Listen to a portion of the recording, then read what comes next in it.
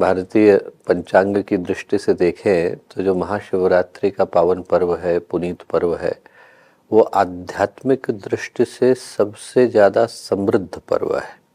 एक ऐसे संदेश को लेकर, एक ऐसी शिक्षा को लेकर के पर्व अवतरित होता है जो स्मरण दिलाता है कि हमारे भीतर की जो संभावनाएं हैं, प्रसुप्त हैं, वो जागृत हो सके।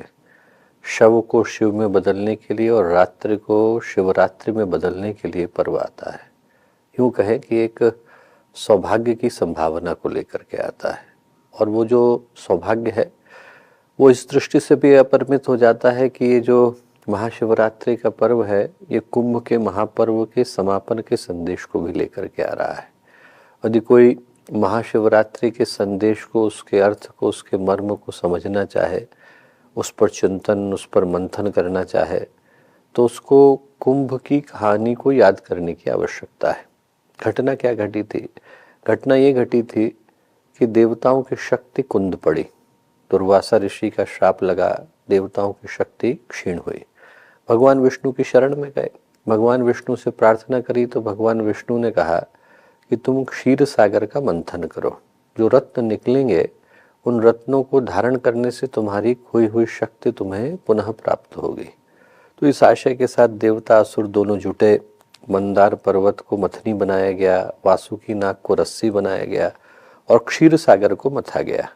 और उसमें भी जो पहला रत्न निकला, जरा सोच करके देखिए कि भारतीय संस्कृति की जो अभिव्यंजना है और अभिकल्पना है वो कितनी प्यारी है कि जो पहला रत्न निकला वो जहर निकला, विष निकला, गरल निकला, हलाहल निकला। अमृत तो बाद में निकला, पहले तो जहर निकला। यदि उस विष का पान भगवान शिव ने न किया होता तो शायद मानवता को अमृत का पान करा पाना संभव भी न होता। तो भारत का जो ये संदेश है बड़ा महत्वपूर्ण है। इसीलिए पूज्य गुरुदेव ने जब गायत्री परिवार की शुरुआत करी तो शुरुआत के समय में ही लिख दिया, सुधा बीज बोने से पहले कालकूट पीना होगा, पहन मौत का मुकुट विश्वहित मानव को जीना होगा। यदि कोई शिवरात्रि का सार समझना चाहे, उसका आध्यात्मिक संदेश समझना चाहे, तो वो एक ही है कि मानवता को यदि अमृत का पान कराना है तो पहले किसी न किसी को नीलकंठ बनना पड़ता है। यदि धरती पर गंगा का अवतरण होना है तो पहले भगीरथ को तपना पड़ता है। यदि भगवान राम को राम राज्य की प्रतिष्ठा करनी है तो पहले वनवास को सहन करना पड़ता है। जो भारतीय संस्कृति का संदेश है वो बड़ा स्पष्ट है कि यहाँ पर सौभाग्य के सारे दरवाजे कष्टों की, संघर्षों की राहों से गुजरने के बाद ही खुल पाते हैं। महर्षि अरविंद ने एक प्यारी बात कही है कि all the roads to heaven go through the hell. जितने भी स्वर्ग के दरवाजे हैं वो नरक से होकर के गुजरते हैं। जो तितीक्षा के पथ को स्वीकार कर पाने की स्थिति में होता है उसी के जीवन में सौभाग्य का अवतरण हो पाता है। यदि हम आध्यात्मिक दृष्टि से सोच करके देखें तो जो आज की परिस्थितियां हैं, इन परिस्थितियों में भी एक समुद्र मंथन हो रहा है।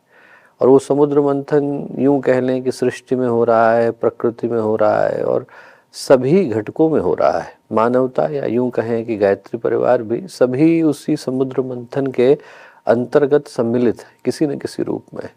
यदि उस समुद्र मंथन के विषय में जानना हो तो शायद एक कथा कहूँ तो उससे वो स्पष्ट हो पाए। एक युग के बड़े महातपस्वी हुए, उनसे बड़ा तपस्वी उससे पहले न हुआ, उनके बाद न हुआ, न भूतो न भविष्यते। जो साधना का, तपस्या का, एक आत्मिक परिमार्जन का जो अंतिम शिखर हो सकता है उसको उनने स्पर्श किया। और जब परिस्थितियां बड़ी भयावह थी, प्रकृति में अंधकार सर्वत्र व्याप्त था, आसुरी शक्तियां हर जगह पर सक्रिय थी, तो ऐसे में देव शक्तियों ने, ऋषि सत्ताओं ने उनसे प्रार्थना करी कि आप आए, धरती पर अवतरण लें। आपके आने से जो पुण्य का प्रकाश फैलेगा वो लोगों को अच्छे कर्म करने के लिए उद्यत करेगा, प्रेरित करेगा। बड़ी बड़ी आत्माएं भी धरती पर आने से घबराती थी, क्योंकि जो आएगा वो इतने अंधकार के समय में कर्म के बोझ को, कर्म के भार को लेकर के जाएगा। पर महापुरुषों के सोचने का तरीका भिन्न होता है। उनको लगता है कि जहर इकट्ठा हो रहा है, किसी न किसी को तो पीना ही है, तो चलो हम ही पीते हैं। ये सोच करके उनने धरती पर अवतरण को स्वीकार किया। आने के साथ ही अलौकिक जीवन को जिया, अपरिमित लेखन किया, साधना के, तपस्या के अंतिम शिखर को स्पर्श किया और तिल तिल जलकर सारे कष्टों को सहकर उस संगठन कह लीजिए, अभियान कह लीजिए, आंदोलन कह लीजिए, जो आप कहना चाहें कहें, उसको उनने खड़ा किया। और एक दिन ऐसा आया जब लौकिक यात्रा को समेटने का समय आया, वक्त आया। और जब वक्त आया तो समय धरती की कक्षा की दृष्टि से बड़ा ही मूल्यवान था। धरती बड़ी ही गंभीर कक्षा से गुजर रही थी, अंधकार चरम पर था। और ऐसे समय में प्रकृति की परिस्थितियां ऐसी थी, यदि धरती को यूं ही छोड़ दिया जाए, असुरक्षित छोड़ दिया जाए, तो उसका नष्ट होना लगभग सुनिश्चित था। तो ऐसे में भगवान महाकाल ने, आदि शक्ति माँ गायत्री ने, प्रकृति ने उन महातपस्वी से प्रार्थना करी कि यदि आप कुछ दशकों की तपस्या और करें तो आपकी तपस्या से निकलने वाले प्रकाश से इस धरती को सुरक्षित किया जा सकेगा। अनुरोध को उन्होंने स्वीकार किया, पर अनुरोध को स्वीकार करने के साथ ही एक और घटना घटी कि राक्षसी सत्ताओं को लगा कि यदि वो तपस्या के लिए गए तो उनके आशियाने को तो सुरक्षित करने वाला कोई और होगा नहीं, तो उसको नष्ट करने का ये सर्वोत्तम समय है। इसी समय में उसके ऊपर हमला किया जा सकता है। बड़ी तपस्या से, बड़े प्रेम से, बड़े अपनत्व से, बड़ी आत्मीयता से जिस घोंसले को उन्होंने बनाया, उसको नष्ट करने का प्रयत्न किया जाए। भगवान की योजना है, नष्ट नहीं किया जा सकता। तो उन्होंने सोचा नष्ट नहीं कर सकते हैं, भ्रष्ट तो कर सकते हैं। उनने अपनी अपनी किताबों को पढ़ा कि क्या किया जाए। तो उनने पाया कि पहले के समय में दुर्गा सप्तशती के 6 अध्याय में उल्लेख आता है धूम्र लोचन का। धूम्र का मतलब धुआं, लोचन का मतलब आंखें। ऐसा राक्षस जो लोगों की आंखों पर धुआं छोड़ देता था। और धुआं छूटा तो क्या होता है, लोग ये भूल ही जाते हैं कि सही क्या है, गलत क्या है, सत्य पथ क्या है, असत्य पथ क्या है, पुण्य का क्या है, पाप का क्या है, धर्म का क्या है, धर्म का क्या है, उचित क्या है, अनुचित क्या है। लोगों को भी ऐसे ही भ्रम का शिकार उनने करना शुरू किया, उनकी मति के ऊपर कब्जा करना शुरू किया। धीरे धीरे जिस आशियाने के अंदर लोग एक दूसरे को प्रेम से देखते थे, वहाँ शक से, संदेह से, कुटिलता से, अविश्वास से देखने लगे। बच्चों के संस्कार, बड़ों के प्रति सम्मान, गुरु के प्रति भावनाओं का उबार, ये सब धीरे धीरे करके क्षीण होने शुरू हुए। उपासना, साधना, स्वाध्याय, संयम, सेवा, लोग धीरे धीरे हटना शुरू हुए। उन विचारों से, उन संकल्पों से हटना शुरू हुए जिनको लेकर के उनने आशियाने के अंदर प्रवेश किया था। क्यों? क्योंकि हर व्यक्ति के मन के ऊपर अंधकार, राक्षसी सत्ताएं कब्जा करके बैठ गई। कहीं तुलसीदास जी ने लिखा है कि और करे अपराध को और पाए फल भोग। करने वाला कोई और है, भोगने वाला कोई और। लोगों का इसमें कोई दोष नहीं, लोगों का कोई दोष नहीं था। दोष उस चेतना का था जो लोगों के मन के ऊपर कब्जा करके बैठ गई। उनके मुंह से वही बुलवाती जो वो बुलवाना चाहती थी, वही करवाती जो वो करवाना चाहती थी। करने वाला वो दिखाई पड़ता जो कर रहा है, सुनने वाला वो सुनाई पड़ता जो सुन रहा है, करवा कोई और रहा है। और राक्षसी सत्याओं की तो चांदी चांदी। क्यों? क्योंकि करने वाले को दंड मिलेगा। करने वाले के अंदर कर्म के जो दूषित कर्म है, गुरु की योजना में विघ्न का दंड, कुकर्म करने का दंड, मन में जो बुरी भावनाएं हैं उनको रखने का दंड तो उसी व्यक्ति को मिलेगा जिसके माध्यम से कर्म घटित हुआ। उनकी चांदी चांदी, वो दिखने में कहीं दिख नहीं रहे, करने में वो व्यक्ति करता दिखाई पड़ रहा है। लोगों के मन में संदेह और अविश्वास एक दूसरे के प्रति पनप रहे।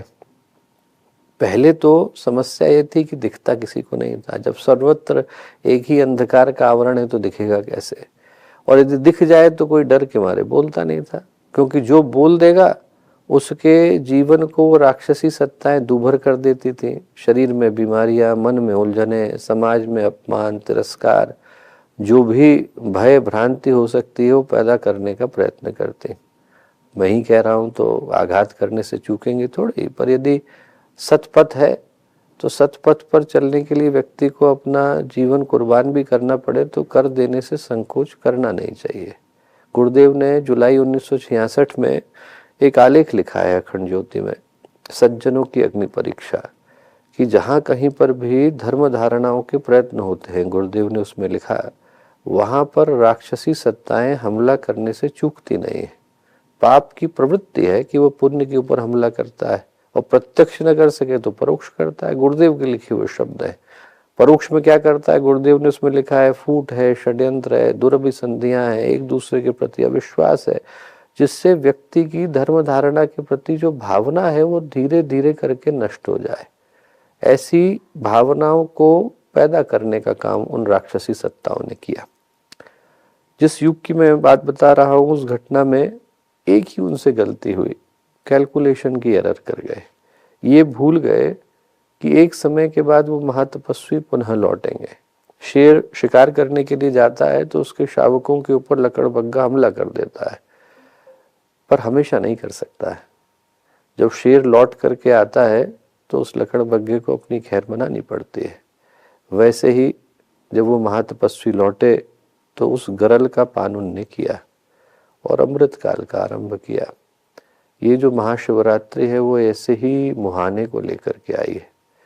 देखने वाले सुनने वाले जान सकते हैं कि समुद्र मथ भी रहा है, गरल निकल भी रहा है और कोई उसका पान करने के लिए उतर भी रहा है। थोड़ी ही प्रतीक्षा बाकी है।